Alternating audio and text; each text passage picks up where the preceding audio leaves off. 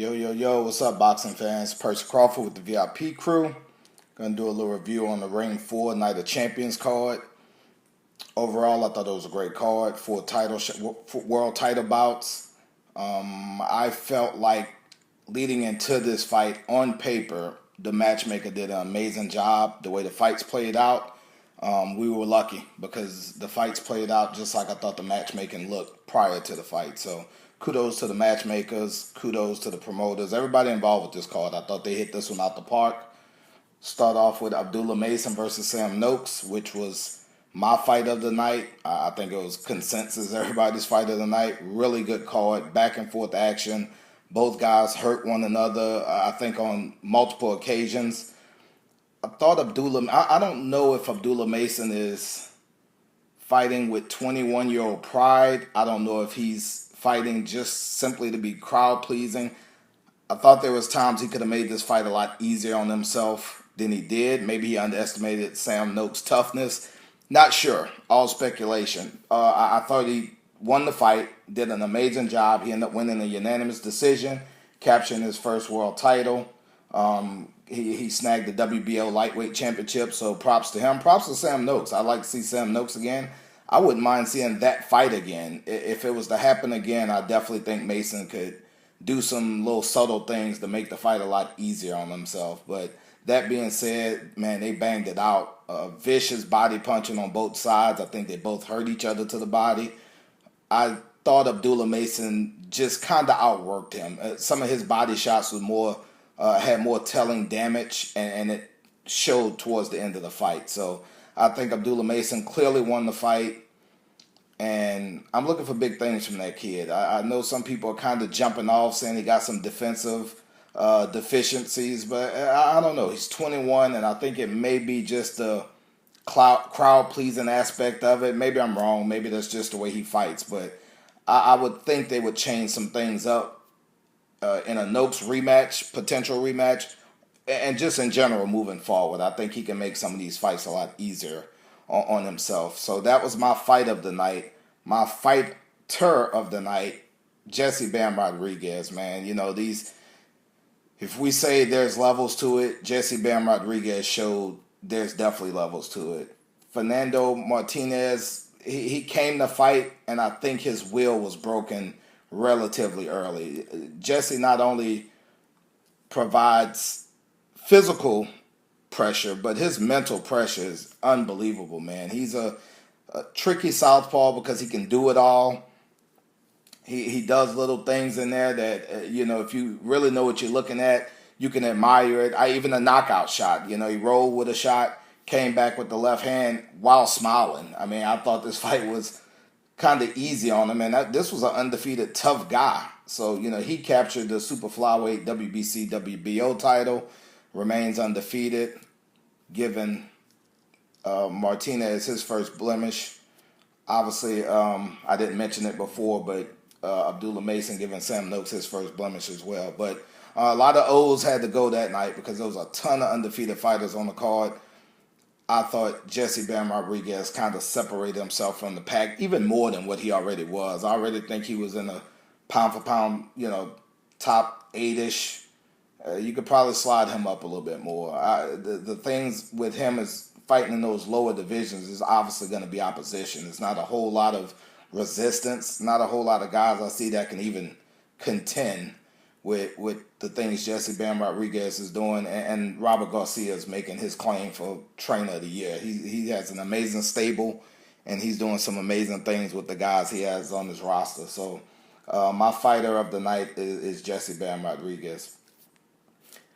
I think to some people's surprise, shocker of the night would be the way Devin Haney beat Brian Norman Jr. by unanimous decision in his welterweight debut, capturing the WBO title.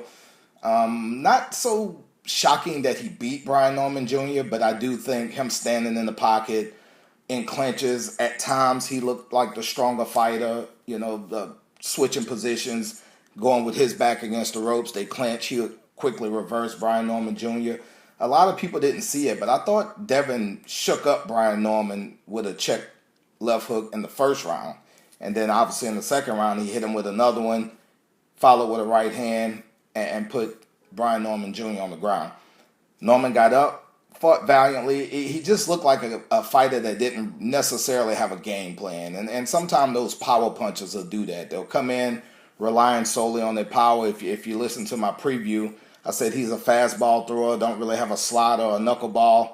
It kind of showed. Once his power was zapped because he was getting hurt, they just didn't have a plan B, and some will say really didn't have a plan A.